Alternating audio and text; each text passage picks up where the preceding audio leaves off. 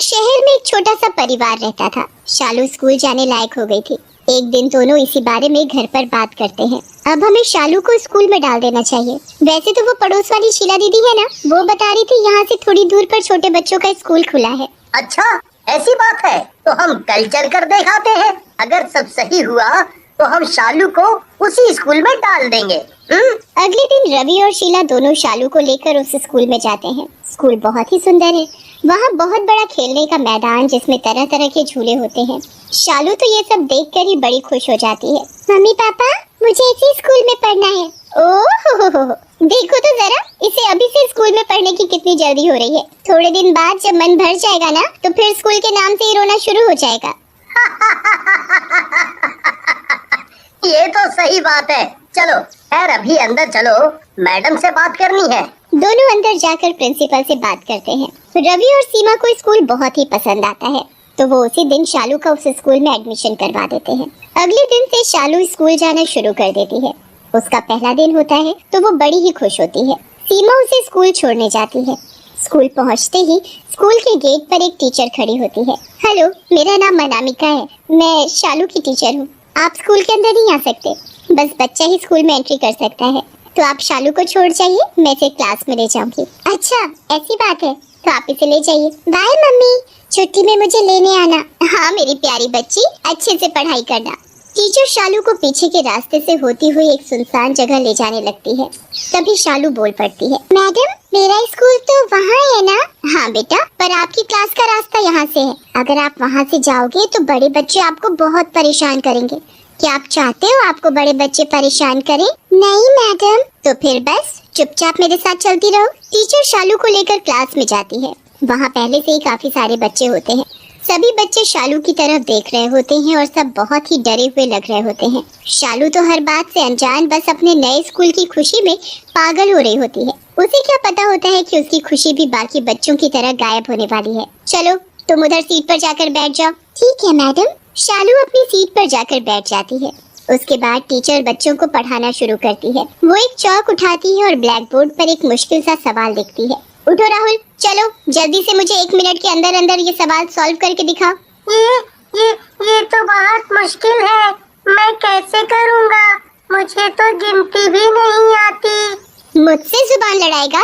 तेरी इतनी हिम्मत? टीचर की आंखें गुस्से में लाल हो जाती हैं और धीरे धीरे वो तो एक चुड़ैल का रूप ले लेती है। गुस्से में वो राहुल के बाल पकड़ती है और उसे खींचते हुए सबके सामने लाकर खड़ा कर देती है। शालू की हालत उस चुड़ैल को देखकर ही खराब हो जाती है। उसकी आंख से आंसू और हाथ पैर बुरी तरह कांपने लगते हैं। वो मन ही मन बहुत घबराई हुई होती है, पर टीचर को राहुल पर कोई तरस नहीं आ रहा होता। अभी के अभी ये सवाल कर, वरना तुझे पता है ना मैं बच्चों के साथ क्या सुलूक करती हूँ। सॉरी मैडम, मुझे माफ कर दो। मैं कल पढ़ कर आऊँगा। आप मुझे सजा मत देना। अरे मेरा प्यारा बच्चा, मैं तुझे कैसे माफ कर सकती हूँ?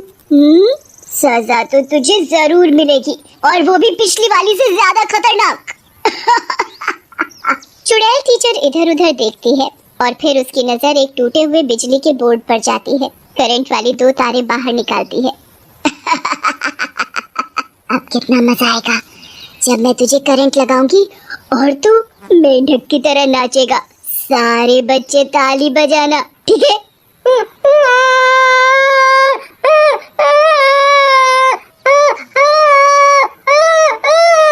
नहीं मैडम, ऐसे मत करो प्लीज मैडम, मुझे करंट मत लगाओ।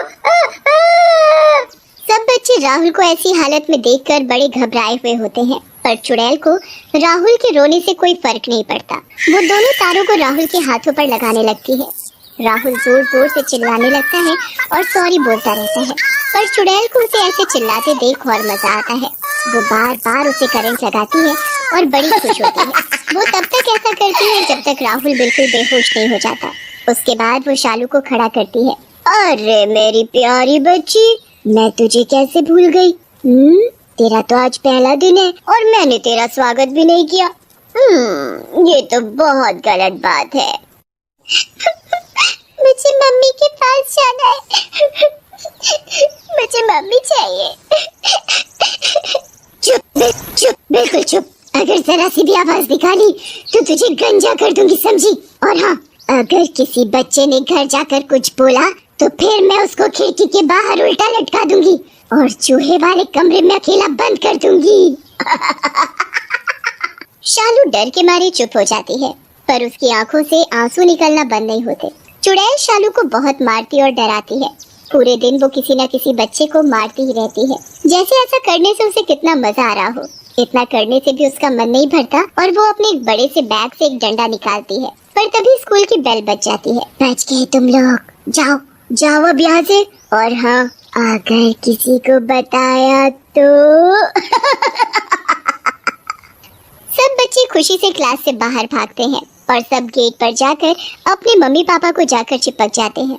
शालू भी अपने मम्मी पापा को देखते ही उनके गले लग जाती है। वो बहुत ही घबराई हुई होती है और पूरे रास्ते बिल्कुल चुपचाप रहती है। सुबह तो तुम इतना खुश थी, पर अब इतना चुप क्यों हो? क्या हुआ, कोई बात है क्या? स्कूल अच्छा नहीं है क्या? नहीं वो मम्मी वो नहीं कुछ नहीं, स्कूल अच्छा है, मैडम भी अच्छी है। शालू घर पहुंचकर भी चुपचाप ही रहती है। वो अपनी माँ को सब सच बताना चाहती है, पर कहीं उसे टीचर चूहे वाले कमरे में बंद न कर दे, इस डर से कुछ नहीं बोलती। रवि और सीमा को लगता है कि शायद शालू थक गई है इसलिए ऐसा कर रही है, इसलिए वो इतना ध्यान नहीं देते। पर अगली सुबह जब दोबारा स्कूल जाने का टाइम होता है तो शालू तो स्कूल जाने से घबराने लगती है। मम्मी, वो मेरे पेट में दर्द है, मुझे स्कूल नहीं जाना। देखा, मैंने कल ही आपको बोला था ना कि थोड़े दिन बाद ही इसके स्कूल ना जाने के बहाने शुरू हो जाएंगे। आज तो दूसरा ही दिन है। नहीं मम्मी, सच में मेरे पेट में दर्द है। सीमा शालू का एक बहाना नहीं सुनती और जबरदस्ती उसे स्कूल छोड़ाती है। वहाँ फिर से वही टीचर उसे क्लास में ले जाती है और फिर क्लास में जाते ही चुड़ैल में बदल जाती है। उसके बाद उसका वही बच्चों पर अत्याचार शुरू हो जाता है। वो बच्चों को मारती, पीटती और खूब डराती। बच्चे कभी भी डर की वजह से घर पर नहीं बता पाते थे और ना शालू कभी बता पाती थी। ऐसे ही बहुत दिन निकल जाते हैं और अब सीमा और रवि को शक होने लगता है कि आखिर ऐसी क्या बात है कि उनकी बेटी इतना चुप और डरी हुई क्यों रहती है। एक दिन सीमा अचानक स्कूल की छुट्टी होने से पहले ही पहुंच जाती है और रिसेप्शन पर जाकर मैडम से बात करती है। मैडम, मेरी बेटी शालू को प्लीज भेज दीजिए। वो दरअसल हमें अचानक कहीं जाना पड़ रहा है, इसलिए मैं जल्दी आ गई। कौन शालू मैडम? मेरी बेटी शालू। पिछले महीने ही मैंने इस स्कूल में उसका एडमिशन करवाया है, वो नर्सरी में पढ़ती है। मैं अभी पूछ कर बताती हूँ मैडम। वैसे मुझे हर बच्चे की जानकारी रहती है और मैं किसी शालू को नहीं जानती। रिसेप्शनिस्ट फोन करके पूछती है तो पता चलता है कि शालू नाम की कोई बच्ची नर्सरी क्लास में नहीं पढ़ती। मैंने बोला था ना मैडम आपको कि यहाँ नर्सरी क्लास में कोई शालू नाम की बच्ची नहीं पढ़ती। सीमा तो ये बात सुनकर घबरा जाती है। वो स्कूल में शोर मचा देती है। उसके बाद प्रिंसिपल वहाँ आ जाती है और सीमा से पूछती है कि वो शोर क्यों मचा रही है। स्कूल वाले बोल रहे हैं कि मेरी बेटी यहाँ नहीं पढ़ती, जबकि मैं रोज उसे स्कूल छोड़कर जा रही हूँ और छुट्टी में मुझे वो वही गेट पर मिलती है। आपको तो याद होगा ना मैडम, मैं और मेरे हस्बैंड दोनों आए थे एडमिशन करवाने। अरे हाँ, मुझे याद आया, आप तो उसको उसी दिन एडमिशन करवा कर गए थे, पर आपकी बच्ची अगले दिन स्कूल ही नहीं आई मैडम। हमें लगा शायद आपका मन बदल गया होगा। पूरे स्कूल में शोर मच जाता है और सब जगह शालू को ढूंढा जाता है, पर शालू कहीं नहीं मिलती। फिर स्कूल की छुट्टी हो जाती है तो सीमा देखती है कि उसकी बेटी पीछे के रास्ते से आ रही है। शालू, मेरी बच्ची, मिल गई मेरी बेटी। तू कहाँ थी मेरी बच्ची? उसके बाद प्रिंसिपल शालू को खुद बिठाकर उससे सब पूछती है कि उसकी क्लास कहाँ है। शालू उन्हें पीछे के रास्ते से ऊपर अपनी क्लास लेकर जाती है तो प्रिंसिपल सब समझ जाती है। मैं सब समझ गई हूँ कि आपकी बेटी के साथ क्या हुआ है। दरअसल यहाँ पहले एक क्लास होती थी और उसमें अनामिका नाम की मैडम बच्चों को पढ़ाती थी। वो बच्चों को बहुत बुरी तरीके से मारती थी और जब एक बच्चे के पेरेंट्स ने उसकी कंप्लेन की तो हमने उसे स्कूल से निकाल दिया। उसने स्कूल में बहुत हंगामा किया और निकलने से मना कर दिया। जब हमने उसकी एक नहीं सुनी तो एक दिन उसने आखिरी दिन में अपनी क्लास के सारे बच्चों को जहर देकर मार डाला और खुद भी फांसी लगाकर आत्महत्या कर ली। उसके बाद वो क्लास हमने हमेशा के लिए बंद कर दी थी। पर शालू तो अपने साथ पढ़ने वाले बच्चों के बारे में हमें बताती थी, तो वो बच्चे कौन हैं? वो वही बच्चे हैं जो सब मर चुके हैं। सीमा के पैरों तले जमीन ही खिसक जाती है। अगले दिन प्रिंसिपल शांति पाठ करवाकर उस चुड़ैल को वहीं बंद कर देती है। उसके बाद जब शालू स्कूल जाती है तो कभी नहीं